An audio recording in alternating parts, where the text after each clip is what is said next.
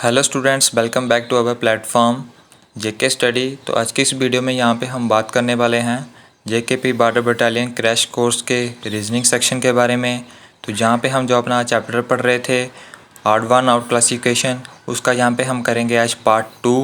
तो जहाँ पे आज इस पार्ट 2 के साथ साथ हम यहाँ पे इस पूरे चैप्टर को जो है वो फिनिश इट आउट कर देंगे।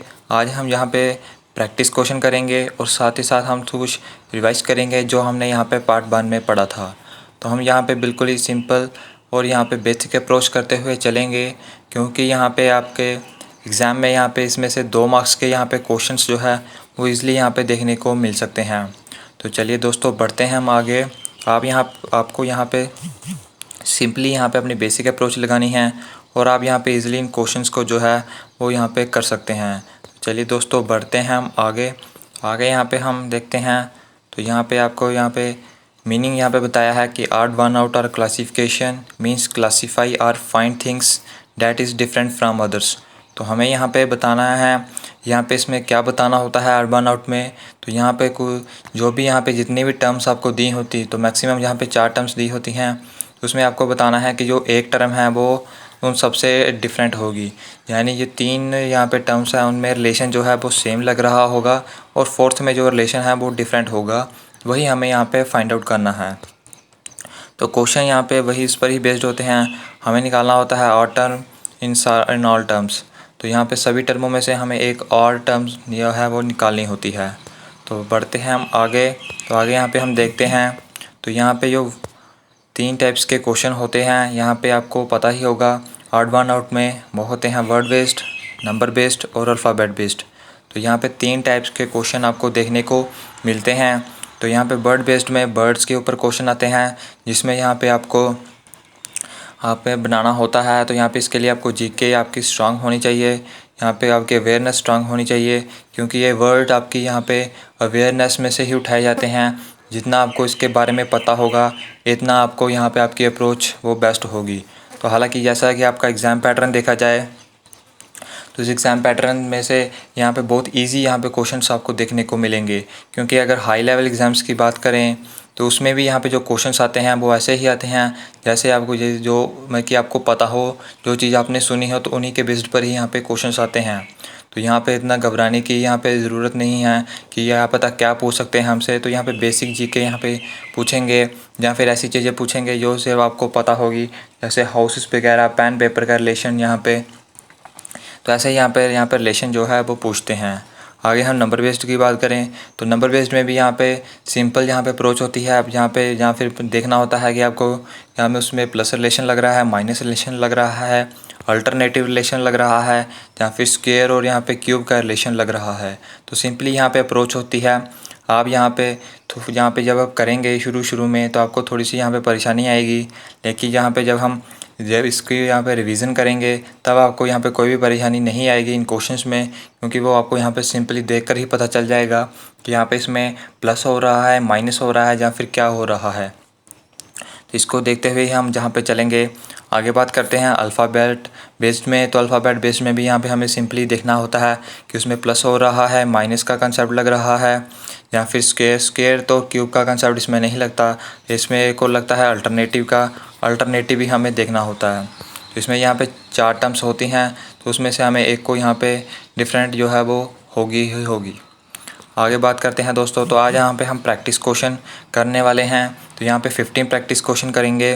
तो एक तो आपको यहाँ पे देखते हुए चलना है कि आपके क्वेश्चन जो है वो कितने सही रहते हैं, फिर आपने हमें बताना है कि हमारे यहाँ पे इतने क्वेश्चन बहुत सही रहे हैं। तो यहाँ पे हम करते हुए चलेंगे, आपको पूरा बताएंगे कि इसमें क्या क्या चल रहा है। तो बढ़ते हैं दोस्तों पहले क्वेश्चन की तरफ। तो पहला क्वेश्चन यहाँ पे वर्ड बेस्ड में से है। तो उसने क्या दिए हैं, उसने दिए हैं गुप्ता डायनेस्टी, नंद डायनेस्टी, मौर्य डायनेस्टी और चोला डायनेस्टी। आप ये क्वेश्चन यहाँ पे मैंने पहले ही कहा था कि आपकी यहाँ पे जीके पर बेस्ड होगा, तो ये यहाँ पे जीके पर ही बेस्ड है। तो जिसने यहाँ पे इंडिया की हिस्ट्री पढ़ी है वो तो यहाँ पे इसको देखकर ही यहाँ पे बता सकता है कि इसमें यहाँ से कौन सी चीज़ बहुत डिफरेंट है। और जिसने इंडिया की हिस्ट्री ही नहीं पढ़ी उसको यहाँ पे कुछ पता ही नहीं चलेगा कि इसमें कौन सा डिफरेंट होगा।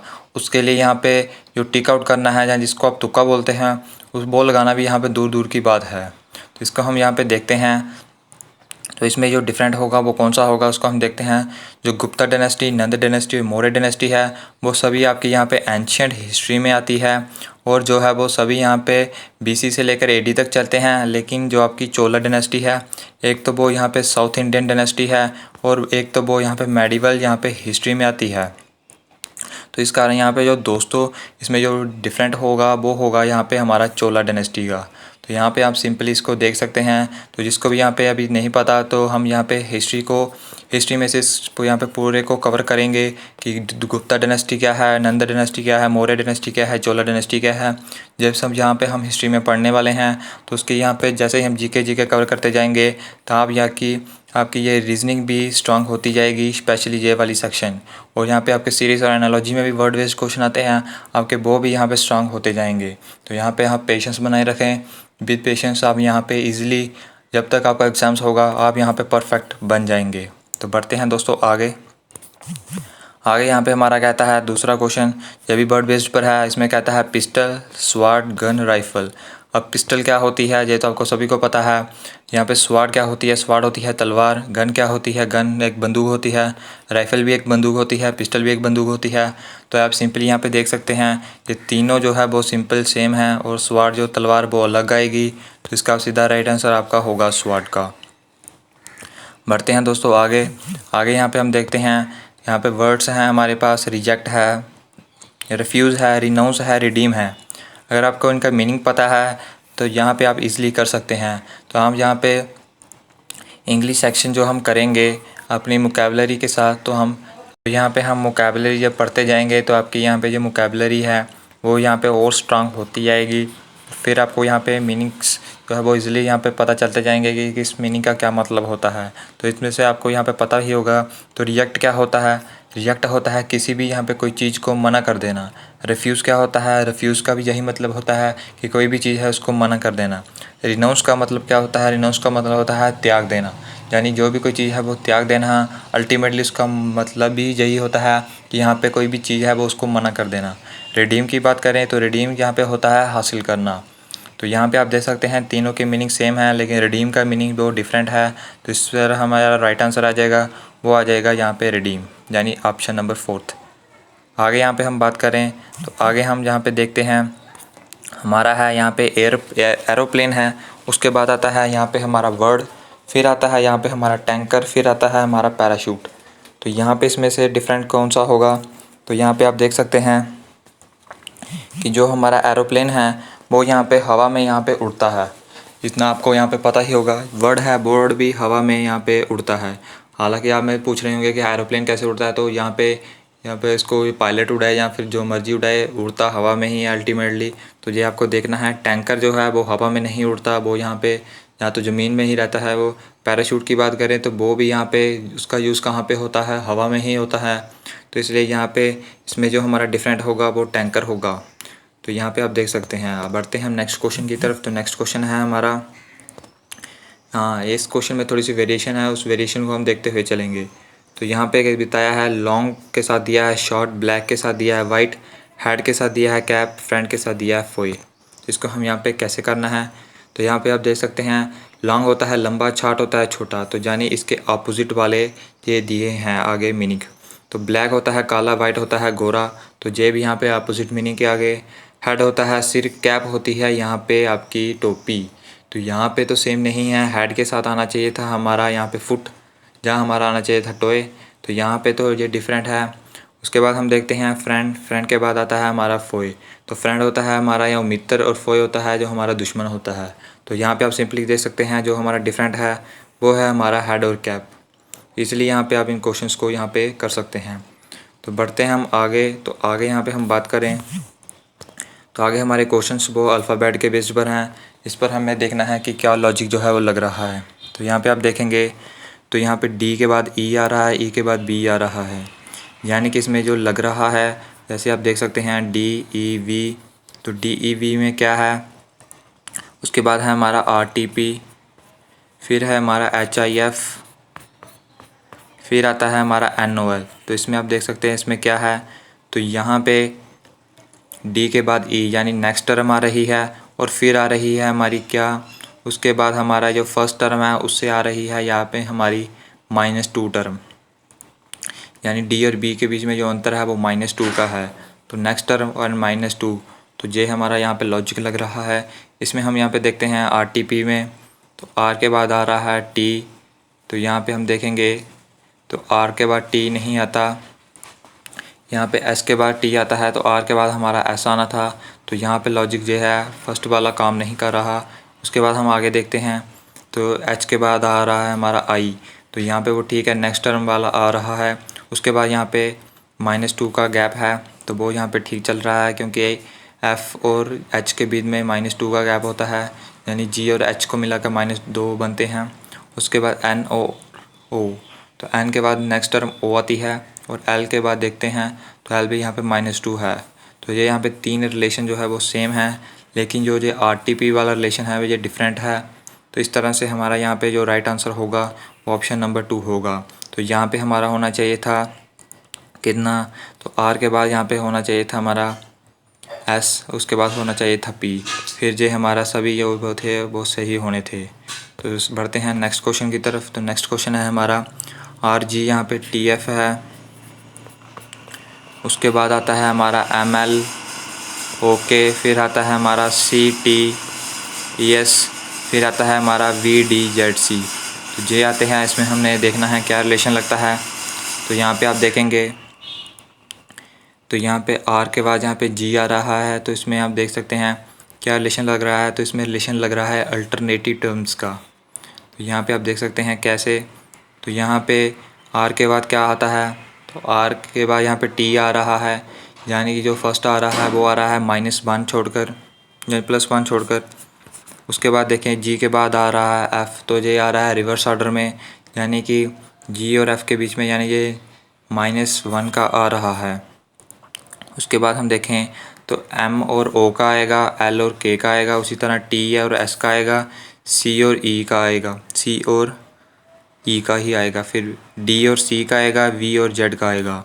तो यहाँ पे आप देख सकते हैं तो M और K के बीच में, M और O के बीच में, तो आप देख सकते हैं MNO, तो वो यहाँ पे नेक्स्ट टर्म आ रही है, तो आ रही है वो ठीक है। और जहाँ पे JKL, तो यहाँ पे रिवर्स ऑर्डर में JKL आ रहा है, तो वो भी यहाँ पे हमारा ठीक है। आगे हम बात करते हैं, तो आगे यहाँ पे हम अब बात करते हैं तो C के बाद आ रहा है हमारा E के बाद हम यहाँ पे S और T, तो ये भी हमारा यहाँ पे ठीक है, एक छोड़कर जहाँ पे आ रहा है। उसके बाद यहाँ पे हम देखेंगे तो C के बाद D आ रहा है, तो ये भी हमारा ठीक है, और BXYZ, तो यहाँ पे हमारा जो है वो गड़बड़ी आ रहा है। तो बाकी सब में रिलेशन ठीक है, तो VDZC में यहाँ पे रिलेशन गलत यहाँ पे दिख रहा है। तो अभी यहाँ पे आपको थोड़ा सा कन्फ्यूज़न हो रहा होगा, क्योंकि यहाँ पे हमारे पास इतनी स्पेस नहीं रही जिससे आपको थोड़ा सा क्लियर कट यहाँ पे दिखें। तो नेक्स्ट पार्ट में हम इसको इम्प्रूव करेंगे। आप यहाँ पे हमारा सपोर्ट यहाँ बनाए रखें। बढ़ते हैं नेक्स्ट क्वेश्चन की तरफ। तो नेक्स्ट क्वेश्चन यहाँ पे आप देख सकते हैं CEFG, जहाँ पे जो 4 टर्म्स है उसको हमें देखना है। तो इसमें जो रिलेशन है वो क्या है, तो आप जब देख सकते हैं कि जो पिछली 2 टर्म हैं वो यहाँ पे नेक्स्ट टर्म आ रही है। तो यहाँ पे जो पहले आएगी हमारे यहाँ पे जो इतनी भी टर्म आती है, यानी C और E के बीच में जो रिलेशन है वो आ रहा है +1 का। फिर रिलेशन जहाँ पे आ रहा है E और F के बीच में नेक्स्ट टर्म का, और F और G के बीच में क्या रिलेशन आ रहा है वो भी आ रहा है नेक्स्ट टर्म का। तो यानी जो हमारा रिलेशन बन रहा है वो बन रहा है J वाला। उसके बाद इसको भी हम यहाँ पे अगले में चेकआउट करेंगे, क्योंकि हमारा यहाँ पे मेन मोटिव यही रहता है, चाहे वो पहला जो ऑप्शन हमारा वो गलत ही हो लेकिन हमको चेक पहले ऑप्शन से ही करना है कि उसमें क्या रिलेशन बन रहा है और वो रिलेशन क्या आगे बन रहा है या फिर नहीं। तो इसको ही यहाँ पे हमने देखना है। तो जहाँ पे हम देखते हैं तो यहाँ पे +1 आ रहा है, तो इसको हम D के बाद देखेंगे तो E को छोड़कर F आ रहा है, तो +1 इसमें भी ठीक है। और F के बाद आता है हमारा कितना G के बाद आता है H, तो ये यहाँ पे ठीक है। इधर हम देखेंगे तो G के बाद I आ रहा है, तो +1 का गैप है, ठीक है। I के बाद J ही आता है, J के बाद K आता है, तो J भी ठीक है। तो यहाँ पे हम बात करें तो A और B G है डायरेक्ट आ रहे हैं, तो यहाँ पे +1 का गैप होना चाहिए था A B में, तो यहाँ पे नहीं है, तो इसलिए जो हमारा बन जाता है डिफरेंट ऑप्शन बन जाता है ABCD। J आना चाहिए था, A के बाद आना चाहिए था C, फिर आना चाहिए था D, फिर आना चाहिए था E, तो J आना चाहिए था, लेकिन यहाँ पे J नहीं आ रहा, तो J यहाँ पे हमारा डिफरेंट बन जाएगा। बढ़ते हैं हम आगे। तो आगे यहाँ पे हम बात करते हैं। तो यहाँ पे ANBP है, CPDQ है, FSGT है, IVJW है। तो इसको हमने कैसे करना है, तो यहाँ पे आप देख सकते हैं जे भी अल्टरनेट टर्म्स का बन रहा है।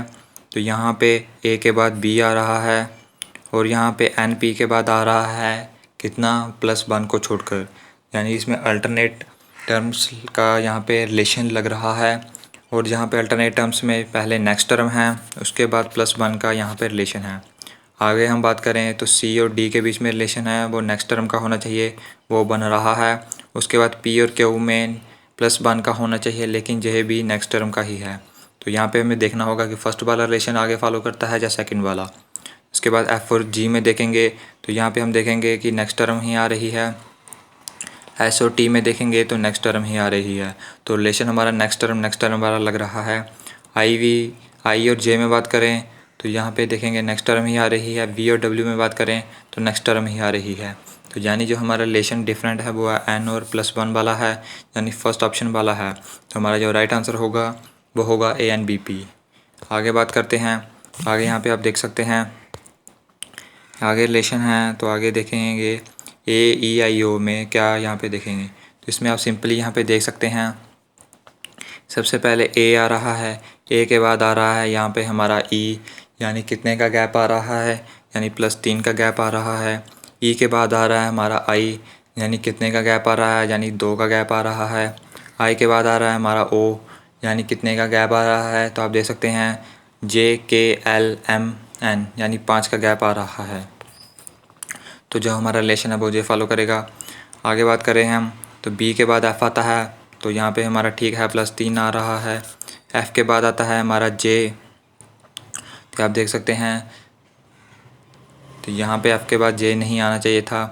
J यहाँ पे हमारा आता है कितना, तो यहाँ पे हमारा आना चाहिए था, वो आना चाहिए था कितना, वो हम देखते हैं GHI, और यहाँ पे +3 आना चाहिए था। उसके बाद हम देखते हैं J और N के बीच में, तो J और N के बीच में यहाँ पे कितना आ रहा है, आप देख सकते हैं KLM, यानी +3 का आ रहा है। तो यहाँ पे अगले में बात करें तो C और G में कितना आ रहा है, DEF का आ रहा है, यानी +3 का आ रहा है। G और K में कितना आ रहा है, HIJ का आ रहा है, यानी +3 का ही आ रहा है। K और O में कितना आ रहा है, LMN का, यानी +3 का आ रहा है। तो हमारा रिलेशन यहाँ पे J बन रहा है +3 वाला। आगे हम बात करें DHLP में, तो D और H के बीच में कितना आ रहा है, +3 का आ रहा है। H और L में भी कितना आ रहा है, +3 का ही आ रहा है। और L और P में भी कितने का आ रहा है, वो 3 का ही आ रहा है। यानी जो डिफरेंट है हमारा वो फर्स्ट ऑप्शन है AEIO। तो इस तरह से आप दोस्तों आपको यहाँ पर रिलेशन बनाना है। इसमें यहाँ पे टाइम कंज्यूमिंग होती है। रीजनिंग सेक्शन मैंने पहले भी आपको बताया है, होती इजी है लेकिन होती टाइम कंज्यूमिंग है। इसमें आपको थोड़ा सा टाइम जो है वो लग सकता है शुरू में, लेकिन विद इन प्रैक्टिस आप इसी इनको कर सकते हैं। आगे बढ़ते हैं दोस्तों क्वेश्चन में। तो आप देखेंगे 3 के बाद यहाँ पे 5 है, 5 के बाद 8, 8 के बाद 11, 11 के बाद 17, 17 के बाद 23। तो यहाँ पे आप देख रहेंगे +2 हो रहा है, +3 हो रहा है। उसके बाद होना चाहिए था +4, लेकिन यहाँ पे +3 ही हो रहा है।